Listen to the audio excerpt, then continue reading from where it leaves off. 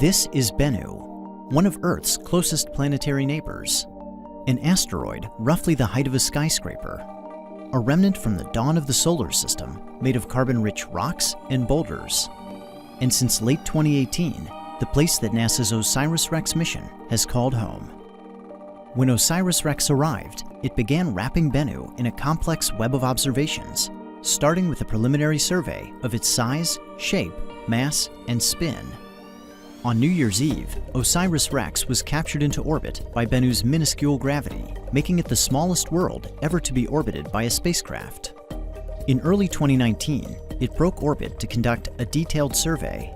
A series of sweeping passes allowed OSIRIS-REx to study geological features at different latitudes and times of day, enabling stereo imaging and landmark-based navigation. During the detailed survey, OSIRIS-REx globally mapped Bennu at only 5 centimeters per pixel, the highest resolution of any planetary body, including Earth. On June 12th, the spacecraft entered a new orbit at an altitude of just 680 meters, setting another record and establishing a home orbit for the remainder of the mission. In September, it began reconnaissance on 4 candidate sample collection sites, potential locations on Bennu to touch down and collect a sample later in the mission.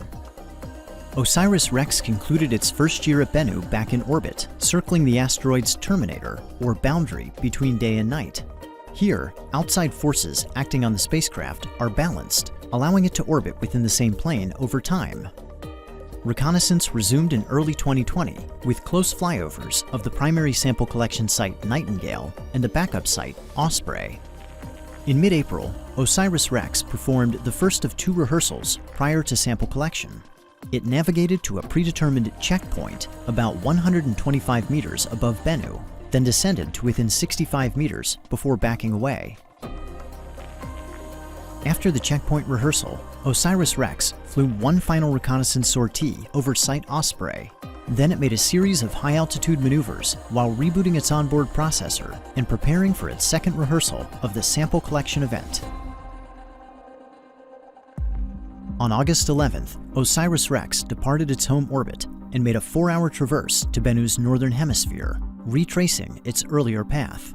After performing the checkpoint engine burn to begin its descent, it made a second engine burn called Match Point to match Bennu's rotation before backing away at an altitude of approximately 40 meters. Now, the most crucial moment of the mission had arrived. On October 20th, 2020, at approximately 11:30 a.m. Mountain Time, the spacecraft departed orbit. A few hours before, mission controllers on Earth had sent the commands for the touch-and-go sample collection maneuver, or TAG. As they watched with anticipation, OSIRIS-REx steered itself to sample site Nightingale, maneuvering toward the small crater at the walking pace of a spider. At 4:11 p.m., the mission received confirmation. OSIRIS-REx had touched down and collected its sample. Following TAG, the spacecraft drifted to a safe distance away from Bennu.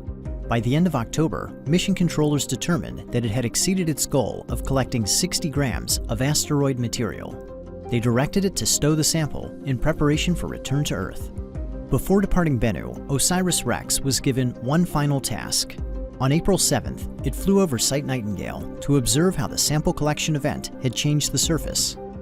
And with that, OSIRIS-REx had recorded its mark on Bennu and spun the last strand of its web.